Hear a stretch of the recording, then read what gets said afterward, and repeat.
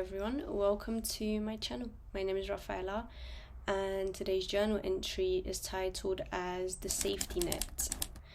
Now, I keep coming back to this idea of a safety net, and not in a dramatic or heroic way, but more so as something that's quietly present, something so familiar that we almost miss it. Now, safety net isn't there to stop us from falling, but is there to make sure that the fall isn't the end. And yet, most of the times, we live as if one wrong step will undo everything that we are. We spend a lot of our lives trying to avoid failure, or at least avoid what we associate and decide that failure looks like. A plan that doesn't work out, a relationship that ends, a version of ourselves that we imagine becoming, and somehow it slipped through our fingers. We tend to label these moments as losses, as proof that we miscalculated, misjudged, and that label feels almost permanent, like a door closing instead of a turn in the road. Now, when we find ourselves inside of these moments, it genuinely feels like rock bottom. There's a certain heaviness that comes with realizing something didn't go the way that you hoped it would go, a sense of finality, as if this particular fall is different from the others, that is deeper, sharper, and more defining. And we tell ourselves that there's no way forward because we can't yet see a path. And when you can't see a way out, it's easier then, of course, to assume that there isn't one. But time has a strange way of challenging that belief. And if I'm being honest, there are many times where I thought that I was at rock bottom. It happened more than once.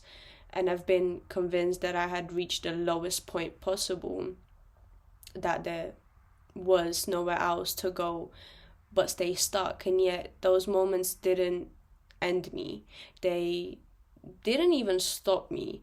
Somehow life continued, not dramatically, not all at once, but quietly.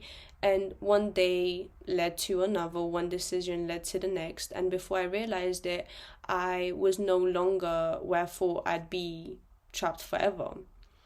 And that's when the idea of a safety net becomes harder to ignore. Because if I truly had nothing beneath me, I wouldn't be here. If there was no cushioning at all, the impact would have been the final thing. But it never was final, and something always was there to absorb the fall. Sometimes it were people, sometimes time itself, sometimes perspective, sometimes a version of myself I hadn't yet met.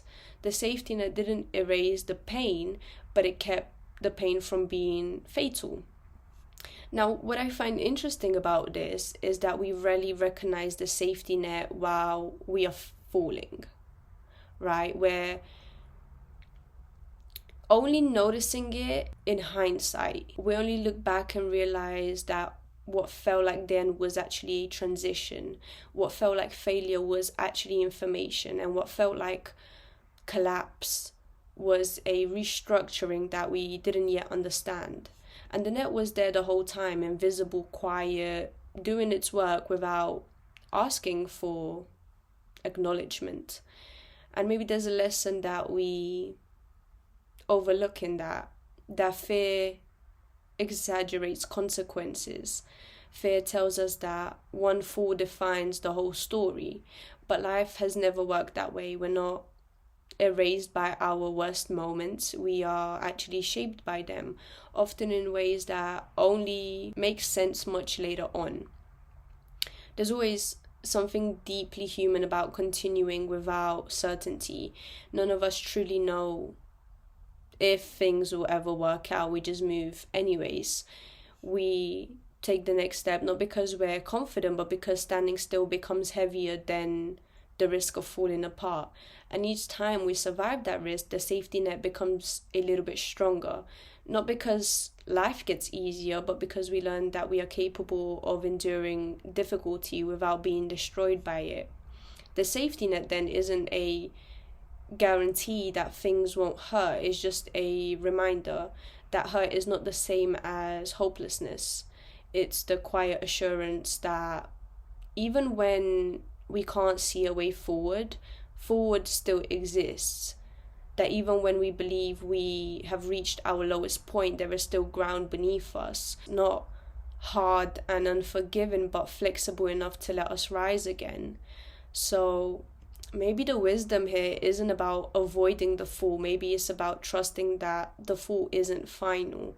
About understanding that every time you thought that this is it and this is the end, I can't come back from this, you were actually wrong, not because you were weak, but because you underestimated what was holding you. The safety net has always been there and it will always be there. It doesn't announce itself, it doesn't make promises, it just simply catches you again and again and again until you're ready to stand and keep going. And the fact that you're here still reflecting, still questioning, still moving might be the clearest proof that there is. And so maybe the question isn't what if I fall, but why not try it anyways? Why not risk the thing that matters, knowing that uncertainty has never been enough to break you before? When we carry that awareness consciously and honestly, that whatever happens, we can get through it, something begins to shift. We stop needing to see the entire way out in advance. We stop demanding guarantees from a life that doesn't offer them. And we begin to move with a little trust instead of fear. Because if we do fall, we know that we will be caught. And even beneath that safety net, there will be another one and another one and another one. Not endlessly to protect us from pain, but enough to ensure that we are never finished. And at some point it becomes less about the nets themselves and more about the quiet self-trust that it takes to believe that they exist and to act as if they do. This is Mina. Say hello, Mina. Say hello, everyone.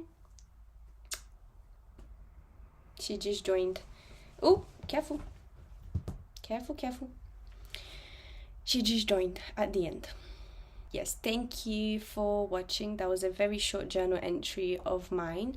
And we hope to see you next time. Say bye-bye, Mina. Oh. Bye-bye.